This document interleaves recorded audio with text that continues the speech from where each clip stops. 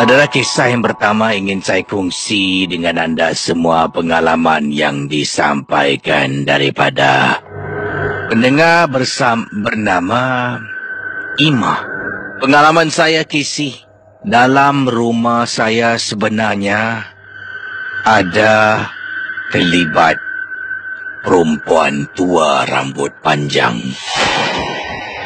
Ima menceritakan kejadian ini berlaku pada tahun 2010. Saya berada di tempat kerja. Pembantu rumah saya berada di rumah bersama dengan ibu saya. Waktu itu saya baru saja dapat pembantu, dan pembantu saya baru berkhidmat selama lebih kurang dalam sebulan lebih. Saya mendapatkan bantuan pembantu kerana untuk menjaga ibu saya yang semakin hari semakin uzur dan tidak bermaya untuk menguruskan diri sendiri. Pendengar Ria 897 FM, saya beritahu pembantu rumah saya yang bernama Ida. Ida, ini nombor telefonnya, ya, ini nombor telefon ibu. Apa-apa kalau ada masalah, Ida telefon ibu. Ya, jangan tunggu-tunggu. Kalau mau buat apa keputusan, harus telefon. Saya berikan nombor telefon saya kepada pembantu rumah, juga nombor telefon suami kepada pembantu rumah. Jadi saya mengajar dia bagaimana nak telefon, tekan mana telefon yang mana boleh digunakan dalam rumah. Ya bu, makasih bu. Jadi selama sebulan lebih okey sangat. Sampaikan saudara pendengar Ria 897. Sampaikan pada satu malam. Waktu tu saya dengan suami belum balik rumah, sekitar jam 7.20 malam. Suami selalunya akan jemput saya di ofis. Suami akan balik, jemput saya dekat ofis, kita akan balik ke rumah sama-sama. Ada kalanya kita akan keluar pergi makan, baru pulang ke rumah. 7.20 dapat panggilan Casey. Waktu tu saya tengah tunggu suami. Ya, tengah tunggu suami. Suami kalau sampai, dia akan telefon. Saya dapat panggilan. Saya ingatkan suami, tengok, ini nombor telefon rumah ni. Hello? Hello, Ida ya? Ibu, ini Ida. Ya, Ida. Ada apa, Ida? Ini penting ya? Ibu, pembantu rumah saya yang telefon. Katanya begini, Ibu ada enggak saudara ibu? Ibu panggil saudara ibu untuk datang untuk lihat-lihat sama nenek. Pembantu rumah memanggil ibu saya nenek, Casey. Jadi saya tanya, saya tak faham apa yang kamu tanya ni. Saya ni tinggal rumah mansionette, rumah 2 tingkat. Bahagian bawah ada tingkat atas. Waktu tu pembantu rumah sedang dekat dapur, sedang cuci pinggan mangkuk. Apabila dia terdengar bunyi orang berjalan, dia keluar daripada dapur. Dia ternampak ada seorang wanita tua rambut panjang naik ke atas untuk mungkin ke bilik ibu saya. Jadi pembantu rumah tanya, telefon sama saya. Dia bertanya, ibu, katanya, ibu ada tak memanggil ataupun membenarkan saudara ibu lah, makcik saudara ke, nenek saudara ke, adik-beradik nenek ke, untuk datang ziarah nenek. Itu kemungkinan maksudnya pada waktu itu saya tak faham. Saya suruh orang lagi. Dia ulang katanya, Ibu anda enggak benarkan saudara makcik datang untuk bertemu nenek? Enggak ada. Kenapa? Ibu, tadi aku lihat ada seorang nenek rambutnya panjang naik ke lantai 2. Aku fikirkan itu saudara yang ibu benarkan izinkan untuk ketemu sama nenek. Ida, naik sekarang. Lihat apa yang dilakukan di atas. Ya ibu, bentar-bentar. Jadi pembantu rumah ni memegang telefon handset wireless. Dia pegang tangan telefon, dia naik atas. Perlahan dia jalan-jalan. Dia tengok bilik nenek. Nenek tengah tidur tapi tak ada orang. Dia tengok bilik saya, tak ada orang. Dekat atas ada bilik tidur. 2 bilik tidur tidak ada orang. Ada tandas, buka pintu tandas, tidak ada orang. Kemudian saya kata, hello, Ida. Hello, Ibu. Bagaimana? Siapa di atas? Ibu, kok enggak ada orang sih? Kamu jangan main-main ya. Kamu lihat apa tadi? Ibu, aku lihat Ibu. Tadi ada nenek. Rambutnya panjang. Naik atas. Jadi aku pikirkan itu saudara kamu. Kamu izinkan Ibu. Sekarang ada orang atau enggak? Enggak ada Ibu. Pendengar 897 FM. Suami saya kata nanti dulu. Ibu tengah on the way nak balik. Suami pun telefon nak dekat sampai. Naik kereta. Suami tanya nak beli makan tak? Tak payah bang, balik rumah sudah. Saya beritahu suami tentang pembantu tadi telefon apa yang dia nampak. Sampai rumah. Assalamualaikum. Ida buka pintu. Waalaikumsalam Bu. Saya naik atas. Tengok mak saya tengah tidur nyenyak. Saya tanya Ida, di mana kamu lihat? Dan Ida ceritakan dia dari dapur sedang cuci pinggan. Dia nak dengar orang berjalan telapak kaki. Dia pun pergi menjenguk. Memang sah dia nampak ada perempuan tua seperti seorang nenek. Rambutnya panjang naik ke atas. Pendengar 897. 2 hari kemudian, hari Sabtu, saya dengan suami tidak bekerja. Ya, 2 hari kemudian ada hari Sabtu, saya dan suami tidak bekerja. Tapi suami saya masuk seberang tambak dengan kawannya untuk isi minyak, kata suami. Suami keluar, kata nak cuci kereta, nak polish, nak bersihkan, dah lama tak buat. Jadi ajak saya kata tak nak lah. Saya rasa tak sedap hati tinggalkan mak seorang-seorang masuk seberang tambak. Yalah, kalau jam, masuk dalam cuci kereta, nak polish makan masa 3 jam kesi. Saya tak nak tinggalkan mak lama-lama pada hujung minggu kalau tidak bertugas. Saya tengok mak tengah baring. Saya pun duduk di atas, temankan mak saya, bercakap-cakap dengan dia. Kemudian mak kata dia ngantuk nak tidur. Mak tidurlah mak. Mak pun masuk tidur. Saya pun turun ke bawah. Dekat ruang tamu saya hidupkan televisyen dan saya tengok TV. Pendengar 897 FM, bayangkan. Saya dengar mak saya panggil. Saya dengar dengan jelas mak saya panggil saya. Saya pun menyaut, mak, kejap mak. Ya mak, kejap. Daripada ruang tamu saya jalan agak cepat, ya. Jalan pergi dekat tangga untuk naik atas tingkat 2. Naik atas, saya buka pintu. Saya ternampak mak saya tengah nyenyak tidur. Yang kedua, saya baru perasan, takkan mak saya boleh pekik gitu kuat. Pintu bilik tertutup kisi. Kalau pintu tertutup, mak dekat tingkat 2, macam mana dia boleh pekik? Ataupun boleh panggil saya boleh dengar. Pendengar Misteri Jam 12. Saya waktu tu tak tutup pintu, saya biarkan pintu terbuka. Pembantu saya ada dekat belakang, dekat servis balcony sedang jemur baju. Saya turun bawah. Saya tanya pada pembantu, Ida. Ya Bu. Tadi kamu ada dengar enggak nenek panggil aku? Enggak dengar. Betul, benar tadi. Baru ni nenek panggil nama aku. Kamu ada dengar enggak? Enggak dengar Bu. Kok bisa dengar? Nenek di atas. Pintunya tertutup ya Bu. Enggak apa-apa. Bayangkan, pendengar 897 FM.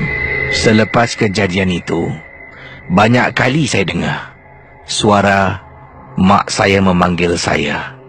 Nak-nak pada waktu asar dan juga pada waktu malam selepas maghrib. Tengah duduk, dengar suara mak panggil. Naik atas, mak tengah tidur. Kadang-kadang tanya suami, bang, abang dengar tak tadi mak panggil? Suami kata, adakah mak panggil? Kesi dan Peringaria, perkara ini berterusan berlaku dalam rumah saya. Pembantu rumah saya pernah nampak bukan sekali, tetapi beberapa kali wanita tua, rambutnya panjang sangat dalam rumah. Sampaikan pada satu malam, saya pun terkena perkara yang sama. Tengah baring dekat atas katil, tiba-tiba saya terperasan ada perempuan rambut panjang, kesi perempuan tua rambut panjang, lalu depan bilik saya. Pembantu rumah, bilik tidurnya dekat bawah. Dekat tingkat bawah, ada satu bilik. Casey, saya baru percaya. Memang sebelum ni saya percaya kata pembantu. Tetapi selepas tu, saya lebih percaya yang dia dah nampak beberapa kali susuk tubuh wanita tua, seorang nenek, rambut panjang sampai ke lantai. Dan bayangkan pendengar dia, terpaksa saya memanggil pakar datang ke rumah. Suami izinkan pakar tu cuba tengok. Pakar tu kata memang ada dalam rumah. Pakar melakukan upacara menyemah, semah rumah. Alhamdulillah selepas itu, keadaan rumah lebih baik sebenarnya. Lebih terang. Entah.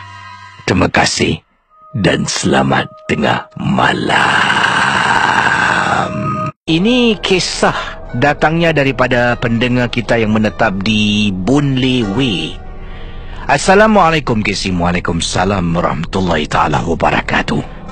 Arwah mak saya suka bermain dengan anak-anak saya dalam rumah. Antaranya bermain hide and seek. Sembunyi, bermain sembunyi-sembunyi dalam rumah. Dengan cucu-cucu lah. Ketika arwah mak masih hidup, masih boleh lagi melayan cucu-cucunya ni. Katanya pengalaman ini, waktu tu anak saya dalam usia 4 tahun. 4 tahun. Jadi apa yang mak saya akan buat? Mak saya akan bermain dengan anak saya. Saya ada seorang saja anak. Kadang-kadang nanti adik saya akan datang ke rumah, bawa anaknya. Nanti ada 3 orang cucu dalam rumah. Kadang-kadang bermain sembunyi-sembunyi dengan cucu-cucu. Kalau tidak, dengan anak saya seorang. Apa yang mak saya suka buat adalah dia akan tutup mata. Dia kata, nenek akan kira sampai 4. Jadi ini yang mak saya sering nyanyikan. Dia tutup mata. Dia kata 1, 2, 3, 4. Lambat sembunyi, nenek dapat. Nanti larilah cucu-cucu ni. Usia 4 tahun, 5 tahun, 6 tahun. Lari ke si lintang pukang. Nanti mak saya akan bangun, perlahan-lahan dia jalan cari. Mana cucu nenek, sembunyi dekat mana? Mana cucu nenek, sembunyi dekat mana? Mak saya akan buat demikian, Casey. Nanti dia cakap, cucu nenek dekat belakang pintu. Tangkap dia. Ini yang dikirimkan kepada saya melalui kiriman email. Jadi itulah rutin mak saya akan bermain dengan cucu-cucunya ketika dia masih ada, arwah mak saya masih ada. Sekarang ni anak-anak saya, khususnya anak saya dan anak adik saya ni dah besar lah. Kejadian ini berlaku selepas mak meninggal dunia. Anak saya lari ke si. Lari sembunyi belakang langsir dalam bilik tidurnya. Waktu tu maghrib, saya cari anak saya. Amar, mana pula anak aku ni? Amar, Amar. Saya masuk dapur, masuk bilik saya, masuk bilik arwah mak. Amar! Semakin berdebar jantung sebab saya ingatkan anak saya keluar rumah. Ataupun anak saya mungkin terjun dari tingkap. Amar! Saya mula periksa tingkap, Casey. Kunci tingkap. Amar! Tiba-tiba masuk bilik anak saya. Saya nampak ada kaki kecil di belakang langsir, Casey. Saya tarik. Amar! Buat apa ni? Shh, Mama jangan cakap. Nanti nenek jumpa. Hah? Tengah main hide and seek dengan nenek. Ya Allah, meremangnya bulu rumahku. Amar, mana ada nenek? Nenek dah meninggal, Mar. Tu nenek. Dia tunjuk dekat belakang, Casey. Terus menangkap bulu rumah saya meremang sampai dekat tengkuk. Casey, tiba-tiba anak saya, anak saya. 1, 2, 3, 4. Lambat sembunyi, nenek dapat. Amar, ya Allah, Amar, saya peluk anak saya. Saya baca surah. Belakang rasa meremang, Casey. Saya toleh, memang tak ada benda pun. Saya pun bawa anak saya keluar dekat ruang tamu duduk. Saya pegang tangan dia. Saya tengok, kata, Amar, tengok mama. Amar, tengok mama. Anak saya tengok saya. Amar, nenek no more ready. Nenek dah tak ada dekat dunia ni. Nenek dah meninggal, ya. Okay? You understand not? Faham tak? Anak saya angguk. Okay, good. No more hide and seek. Tak boleh main sembunyi dalam rumah, okay? Dia angguk lagi. Pendengar Mr. Jam 12. Malam tu saya dengan suami tidur. Pukul 1 pagi tergerak hati saya bangun nak tengok anak. Masuk bilik anak saya tak ada, Casey. Saya cari. Anak saya dekat bilik arwah mak. Anak saya dekat bilik arwah mak. Anak saya dalam almari arwah mak. Saya tak tahu. Saya ambil masa dalam 5 minit untuk cari anak. Cari mana anak aku ni? Mana anak aku ni? Ya Allah. Casey, saya dengar bunyi almari macam ada orang bergerak. Saya buka. Amar, buat apa dalam almari ni? Saya cari anak saya. Saya terdengar macam ada bunyi tahu orang bergerak dalam almari. Saya membuka almari, ternampak anak saya Amar tengah berdiri dalam almari arwah mak. Saya tanya, Amar, buat apa dalam almari ni? Mama, nenek cari, takut. Amar, Mama cakap jangan main sembunyi. No more hide and seek, right? Tiba-tiba, Casey. 1, 2, 3, 4. Lambat sembunyi, nenek dapat. Saya dokong anak saya. Abang! Masuk bilik, suami bangun. Kenapa? Baru saya beritahu. Abang tahu tak? Saya tak pernah bilang abang bab ni sebab it only happen once. Tapi sekarang saya nak beritahu abang. Abang, you know that your son pukul 1 pagi sembunyi dalam almari arwah mak. Hah? Buat apa? Before this, dia pun main juga. Dia sembunyi belakang langsi. Pasal apa? Dia cakap nenek dia ajak main hide and seek, bang.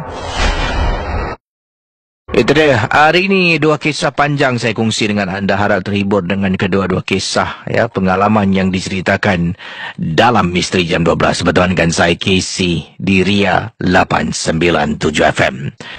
Kisah berikut ini bukan tentang nampak hantu, dengar hantu, tidak. Tapi ini satu perkara yang dikongsi. Datangnya daripada Saiful, katanya. Assalamualaikum, Waalaikumsalam. Saya adalah peminat rancangan MJ12 dari Johor, ya, dari Kempas, Johor. Pengalaman yang saya nak ceritakan lebih kepada satu perkara misteri yang berlaku. Ini berkenaan dengan ibu mertua saya. Saya ni pada waktu itu ada mula perniagaan kecil-kecilan, ya, meniaga makanan lah. Jadi saya tak nak sebutkan di mana gerai saya, ya, takut nanti akan menjejas bisnes lah. Tapi saya memang tidak setuju apa yang dilakukan. Saya memang tak nak. Pada mulanya saya terpaksa ikut. Tapi sekarang memang tidak lagi lah saya melakukan perkara berikut ini. Jadi katanya di sini, ya, saya ni meniaga kecil-kecilan, meniaga nasi lemak, kata teman kita dari Kempas, ya, di Johor. Pendengar Ria 897 FM. Kali pertama bila saya nak keluar meniaga nasi lemak ni, mak mertua saya tanya, dia tanya, kau ni meniaga nasi lemak kosong-kosong aja. Saya sebenarnya tak faham apa yang dimaksudkan oleh ibu mertua saya. Kau ni meniaga nasi lemak kosong-kosong aja. Saya pun cakap, tak adalah mak, mana boleh nasi lemak kosong. Saya dah letaklah ikan goreng, ada hot dog, ada nugget, kasih lauk-lauk sikit. Kalau gini orang akan beli, orang ada pilihan untuk tambah, dapatlah tambah pendapatan. Bukan tu lah maksud aku. Habis maksud mak apa? Maksud aku, kau tak pakai ke pelaris. Orang meniaga sekarang semua pakai pelaris. Saya terdiam. Saya tahu Saya baru tahu apakah tujuan dan maksud mak mertua saya. Saya pun cakap, tak apalah mak, tak payahlah pelaris. Kita masak yang sedap, kalau orang rasa sedap, mesti orang datang balik. Itulah kau nak meniaga, tapi bodoh. Kenapa pula mak? Orang meniaga, bukan apa, orang meniaga pakai pelaris. Pelaris ni akan membuat kau punya masakan lebih sedap dari biasa. Saya diam. Mak, saya buat apa? Tak apa, nanti aku ajar kau. Jadi hari pertama saya keluar meniaga, hari pertama keluar meniaga ni, mak saya tak kasih pelaris sebab belum siapkan. Hari kedua, hari ketiga, balik aja dia tanya, macam mana, berniaga bagus, jual berapa banyak? Biasalah mak, baru mula, orang pun tak tahu kita wujud. Bolehlah jual jugalah. Berapa banyak? Saya beritahulah berapa banyak paket nasi lemak yang saya jual. Hari kedua, hari ketiga, saya beritahu berapa banyak paket saya jual. Kemudian dia kata, macam tu punya banyak kau cakap kau berniaga. Kalau gini tak sampai ketua lah kau dah jadi kaya. Isteri saya pada waktu itu memang menyebelahi ibunya. Katanya, betul bang, orang berniaga pakai pelaris bang. Kalau tak susah orang nak nampak makanan kita. Kalau tak susah bang, nanti orang lain pakai pelaris, orang lain yang maju, kita yang baru mula ni akan ke belakang. Jadi akhirnya saya mengaku kalah, saya buat. Mak saya pun buatkan pelaris. Katanya begini, ni kau ambil pelaris ni, kau selit dekat kawasan meja kau nak berniaga. Jangan nampak orang, jangan nampak, ya. Kemudian sebelum kau sampai kedai, kau tabur ni sikit dekat keliling kedai kau, biar kedai kau ni nampak bercahaya sikit. Dan kau baca ni. Jadi pendengar Misteri Jam 12, saya cuba. Apa dia buat, apa dia suruh buat, saya ikut. Ya, Casey. Malam tu saya balik daripada meniaga. Mak saya dekat ruang tamu, ibu mertua saya dekat ruang tamu. Macam mana meniaga hari ni? Berapa banyak? Selalu kalau saya balik, tong sambal, saya ada tong letak sambal, masih penuh. Kali ini saya balik, tong sambal saya dah kosong. Kotak-kotak dijadikan satu. Alhamdulillah mak, habis semua. Kan aku dah cakap dengan kau. Aku dah cakap dengan kau, pelaris ni penting. Kita bukanlah letak racun dalam makanan. Kita pelaris untuk pendapatan diri sendiri. Memang tak salah pun. Kalau awal-awal kau dengar cakap aku, kan senang, dah berapa banyak duit kau buat. Casey, saya melakukan perkara ini untuk beberapa bulan saya berniaga. Sedap Casey. Orang datang beli, datang beli, datang beli, datang beli. Lumayan pendapatan. Sampaikan satu hari itu saya pergi solat Jumaat.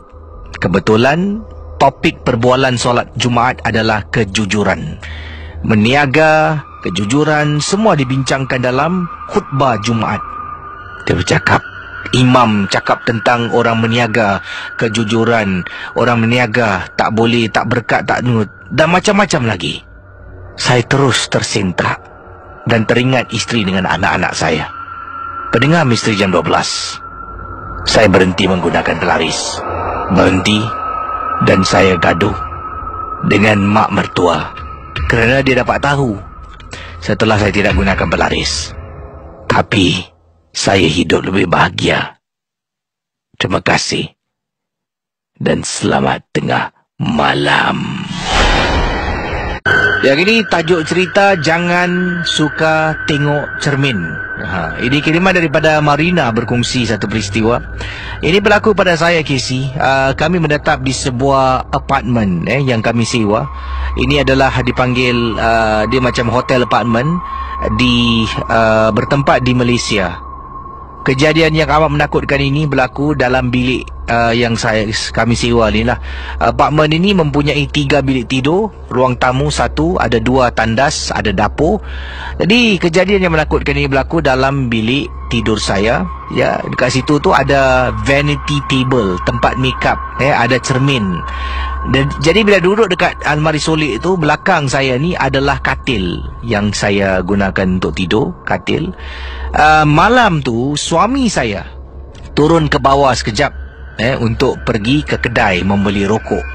Anak saya 2 orang tengah duduk dekat ruang tamu sedang menonton sebuah cerita. Saya dekat dalam bilik, ya, sebab waktu tu dah malam. Saya tengah lakukan rejim saya, iaitu meletakkan produk kecantikan, moisturizer dan sebagainya lah, sebelum saya tidur. Jadi tengah saya bubur, bersihkan muka saya, tengah lap makeup saya menggunakan tisu basah, makeup remover. Kemudian saya buatlah rutin saya ni. Tiba-tiba saya terperasan dekat belakang ni macam ada orang bangun tu, ada di katil. Saya tengok dari cermin tu, tak ada orang. Saya teruskan lagi, dan ada satu kali tu saya tutup mata, saya nak lap kelopak mata atas. Jadi sebelah mata tutup, sebelah mata buka lah. Waktu tu tengah sebelah mata tutup, sebelah mata buka, saya terperasan betul-betul dekat belakang saya macam ada kepala seorang perempuan tua menjenguk Casey dari belakang. Saya terpekik. Anak saya 2 orang, ya. Kedua anak saya ni, satu berusia 16, satu berusia 14, satu lagi berusia 16 tahun, lari masuk ke dalam bilik dan tanya dengan saya, "Ibu, kenapa ibu? Kenapa ibu?" Tak ada apa-apa. Temankan ibu duduk sini kejap boleh? Jadi anak saya pun duduk dekat atas katil, ya. Saya baru bersihkan muka saya dengan makeup. Dan pendengar Misteri Jam 12, katanya di sini saya masih teringat lagi wajah yang menjenguk melalui bahu belakang saya, bahu sebelah kiri, ya. Ada orang menjenguk. Saya masih ingat wajahnya, memang amat menyeramkan sangat-sangat. Nasib baik anak saya ada di rumah. Kalau anak saya ikut bapa mereka turun ke bawah pergi ke kedai untuk membeli, ya, makanan dan sebagainya, saya tinggal seorang dalam bilik apartmen tu, saya rasa saya akan pingsan. Saya rasa gangguan tu bukan setakat itu saja, mungkin lebih dari itu. Pendengar Misteri Jam 12, nasib baiklah duduk dalam apartmen ni kami hanya sewa untuk 3 malam saja, 3 malam. Jadi kejadian yang menakutkan itu berlaku pada malam yang kedua. Malam yang ketiga, nasib baiklah saya tidak ada peluang untuk berada seorang dalam bilik. Suami tak keluar, duduk dalam bilik dengan saya, temankan saya. Jadi tidaklah saya rasa takut. Setidak-tidaknya ada orang yang menemani saya. Assalamualaikum, Waalaikumsalam. Nama saya Wan Arifin. Saya adalah pendengar Misteri Jam 12. Orang Malaysia suka mendengar dengan rancangan ini. Cara penyampaian, terima kasih pada anda. Cara penyampaian yang baik, menggunakan bahasa yang baik, terima kasih. Bukan bahasa pasar, ya, macam sesetengah orang. Tak apalah, ya. Wan Arifin nak berkongsi satu kejadian yang pernah berlaku. Saya ni adalah seorang guru sekolah, pernah membawa murid-murid pergi ada satu sesi camping lah, di salah sebuah kawasan, ya, di salah sebuah hutan simpanan dekat Pahang. Kejadian berlaku apabila saya membawa anak-anak murid pergi trekking.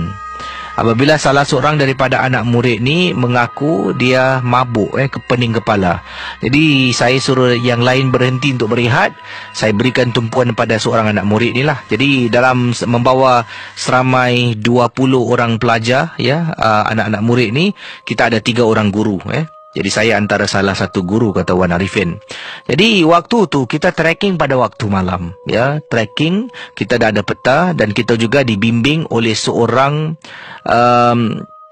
instruktor daripada camp yang kami hadiri ini. Kemudian katanya, cikgu, kepala saya mabuk, cikgu. Okey, berhenti kejap. Jadi kita pun katanya kita berikan tumpuan kepada murid yang Katanya kepalanya mabuk. Dan bila tanya kenapa, aku tak tahu cikgu, tiba-tiba mabuk, kepala pening lah. Dan saya bertanya, boleh tak diteruskan? Kalau tidak, kita akan terpaksa hantar dia balik lah ke campsite untuk dia beristirahat di sana. Jadi dia tak nak, dia mati-mati nak ikut sebab kawan-kawannya semua di sana. Dia kata nak ikut, okey, kata okey. Tengah jalan. Dan apa yang berlaku ni, setiap kali kita berehat, dan kita akan minum air, dan saya akan adakan sesi macam cerita seram lah. Cerita seram dalam hutan dengan para pelajar ni. Dan mereka semua suka tapi takut. Dan bila kita nak berangkat ni, sebelum kita berjalan meninggalkan kawasan tu untuk teruskan trekking pada waktu malam, nanti kita akan buat head count.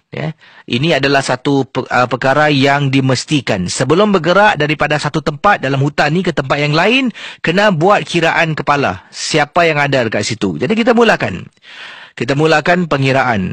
Jadi para pelajar ni berdiri dalam satu barisan panjang. Satu barisan panjang dari nombor 1 sampailah pelajar nombor 20. Kita ada 3 guru termasuk seorang instruktor. Jadi kesemuanya ada 24 orang. Yang pertama dekat depan, pelajar yang pertama. 1. Ini berlaku dalam hutan pada waktu malam, anda bayangkan. 1, 2, 3, 4, 5, 6, 7 cikgu, 8, 9, 10, 11, 12, 13, 14 cikgu, 15, 16. Dekat belakang tu. 16 atau 8. Oh sorry cikgu. 17, 18, 19, 20 cikgu. Okey, jalan. 21. Siapa yang main tu? Saya dengar, rakan seperjuangan saya yang lain dengar, ada orang pekik 21. Saya tahu ini adalah hasil daripada pelajar-pelajar yang nakal. Konon-konon, yalah kita kan cerita seram. Bila dengar 21, pelajar yang lain semua ketawa. Dan saya pun kata, para pelajar dengar sini. Dalam hidup, kita ada waktu kita serius. Ada waktu kita boleh bergurau. Ada waktu kita boleh bermain-main. Dan kalau nak ikut kiraan kepala, saya tak suka awak bermain. Kalau salah seorang daripada awak hilang, adalah tanggungjawab semua guru-guru dekat sini. Dan awak akan nanti menyusahkan diri awak dan orang lain. Faham semua? Faham cikgu? Sekali lagi kira. Kira Casey. 1, 2, 3, 4, 5, 6, 7, 8, 9, 10, 19, 20. Bagus, jalan. Tengah jalan. 21. Siapa tu? Saya marah. Man, kau dengar siapa buat tak? Dia giling kepala, tak dengar. Syamir, dengar? Tak dengar. Siapa yang buat?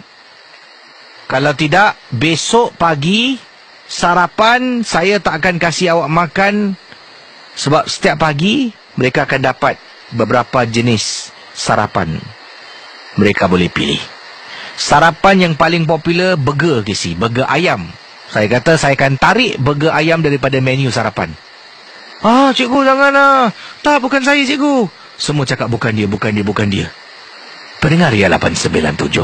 Tak apa, jalan. Jalan. Pelajar yang tadi kata kepalanya mabuk tu kan. Jalan, saya toleh ke belakang. Nasib baik Casey toleh belakang. Dia dah jarak 10 meter jauh. Dah 10 meter Hashimah. Hashimah diri. Tengok bawah. Nanti. Hashimah. Kenapa dengan awak ni jalan? Awak mabuk lagi ke? Hashimah.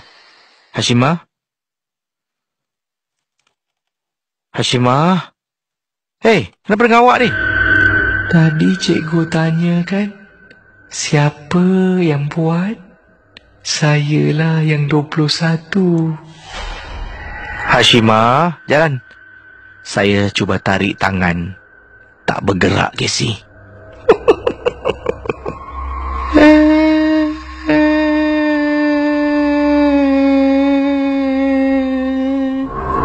Hashimah, nasib baiklah seorang guru bernama Syamir Dia adalah guru kelulusan pendidikan agama dan dia ada tahu silok-bilok sedikit tentang cara nak menangani masalah ini.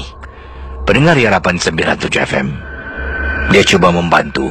Mula-mula dia datang pada Hashimah, kemudian dia mula membaca. Hashimah makin lama makin marah. Jangan.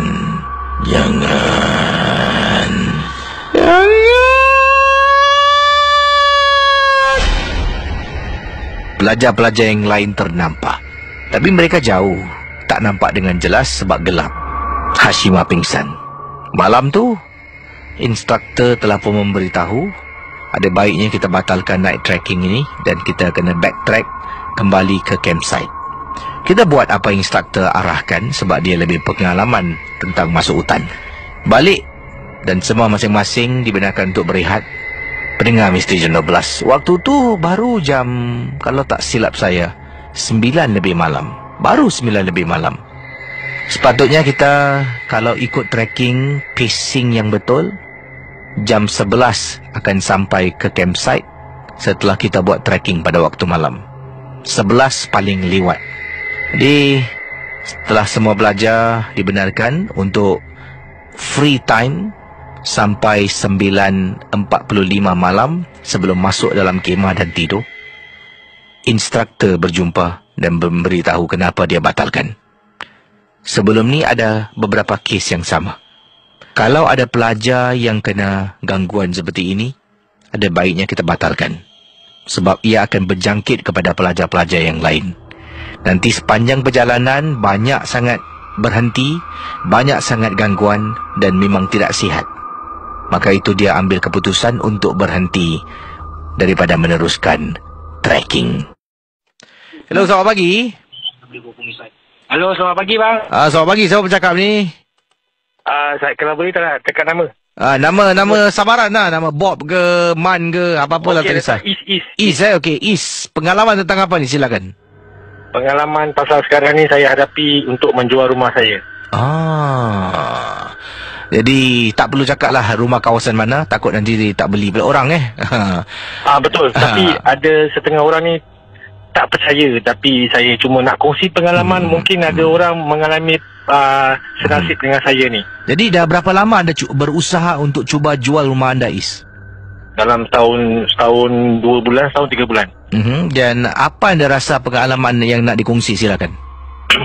Saya sebenarnya ada keturunan Saka. Oh, okey. Ini datang dari siapa ni? Ayah ke ibu? Kalau boleh saya tak nak cakap. Okay. Minta maaf. Bagi tak kisah, tak apa. Okey, jadi saya rasa ada benda yang tak elok dekat rumah saya ni. Bukan nak cakap hantu, tapi mungkin dalam keturunan kita kan. Jadi saya pun ada dapat rasa stres dekat rumah. Makin dekat saya nak jual rumah, makin saya rasa stres. Adik saya pun bercerai. Saya pun pernah bercerai dan saya pernah kahwin sekarang ni. Ini sekarang ni pun tengah ada masalah perkahwinan. Pasal rumah, saya rasa rumah ni terlalu panas. 2 hari lepas orang rumah saya sudah pegang pisau pasal saya tegur sedikit dia punya kesilapan dan dia pun tak puas hati, dia ambil pisau. Saya pun tak tahu macam mana berjadi macam itu. Saya terus cepat-cepat keluar rumah dan rehatkan diri dekat luar.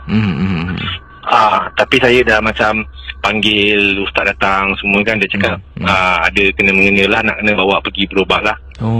Jadi orang tua saya ni dia betul-betul tak nak pergi. Dan saya pun tak boleh buat apa. Tapi sekarang ni saya berdoa lah, mungkin lagi 3-4 bulan ni saya nak jual rumah. Saya dapat selesaikan dengan masalah ni lah. Dapat tutup buku lama, buka buku baru lah dan mak saya pun mungkin akan ikut adik-beradik saya lah. Saya tinggal sendiri di tempat lain, insyaAllah. Ini satu masalah ni. Semalam saya punya rumah ada benda jatuh, pecah. Dekat mana? Dapur ke ruang tamu? Dekat ruang tamu. Dan saya pun susah tidur. Saya mimpi orang bunuh anak saya. Memang betul punya teruk, tak masuk akal. Saya gaduh laki bini pun macam tak masuk akal. Saya tegur sikit, habis dia mengamuk mata singa. Ada benda menghalang saya jual rumah ni. Memang susah. Saya punya rumah 40 lebih orang sudah tengok rumah saya. Ada tak nak masuk. Dahsyat ni ya. Saya mungkin ini tak adalah nak bukan menyeramkan sangat tu, tidak. Saya cuma nak kongsi. Kalau ada juga orang kejadian pelik lah yang berlaku ni, yang membuat anda rasa macam, saya rasa agak sukar lah. Kejadian dalam rumah yang mungkin mengganggu ketenteraman keluarga. Sebab kita pun nak balik ni, orang kata rumahku syurgaku tapi bila bila balik rumah panas tu rasa macam tak puas hati lah. Memang panas. Saya dah buat semua, saya dah pernah buat. Saya punya orang tua pun semayang tak tinggal. Tapi ini ada keturunan. Orang tua saya pernah cakap dia ada saka, tapi dia tak nak usaha berobat, dia nak berobat sendirinya. Saya tak pasti dengan berobat sendirinya benda tu pun boleh keluar. Kena panggil ustaz, tapi dia tak nak pergi, kan tak apalah, saya pun tak nak halang, takkan nak paksa kan. Benda ni kena keluar dengan sendirinya. Dah jadi makin dekat saya macam rasa makin kuat tau. Susah sangat saya nak jual rumah ni. Asyik gaduh. Pintu bilik saya dengan adik saya dua-dua sudah berlubang. Saya tumbuk, adik saya pun tumbuk bilik dia. Tapi dia pun sudah keluar dari rumah ni lah. Itu je lah saya punya perkongsian. Terima kasih kerana meluahkan sedikit sebanyak tu. Ialah anda berkongsi dan mungkin ada orang lain juga berada di tempat yang sama. Saya nak tahu orang lain punya feedback. Apa pendapat. Itu saja. Terima kasih Is. Terima kasih. Kembali. Saudara, itulah yang dikongsi sama dalam rancangan MG12 ni. Kadang-kadang kehidupan seharian yang berlaku, kita pun tak tahu. Is berkongsi. Jadi mungkin apakah pendapat pandangan anda? Is bertanya. Boleh tinggalkan komen di Facebook Ria. Is boleh lungsuri Facebook Ria, ya. Di bawah poster Casey dengan Cik Mang tu, anda boleh berikan komen sedikit sebanyak. Kalau tidak sempat untuk telefon on air, mungkin boleh anda tinggalkan. Masalahnya sekarang ni nak jual rumah susah. Dah setahun lebih, dah 40 orang datang tengok rumah, tapi semua sampaikan tadi, mengikut cerita yang anda dengar tadi, ada yang tak nak masuk rumah pun. Isterinya berkelakuan agak lain, dan ustaz telah pun mengesahkan ada sesuatu yang tak kena dalam rumah ni, dan pastinya isteri harus dapatkan rawatan perubatan Islam lah. Jadi ibu dengan ayah enggan juga mendapatkan rawatan susulan. Enggan mendapatkan rawatan susulan dengan niat mereka boleh menghentikan, menghalang apa jua yang mengganggu keluarga ni, ya, secara peribadi.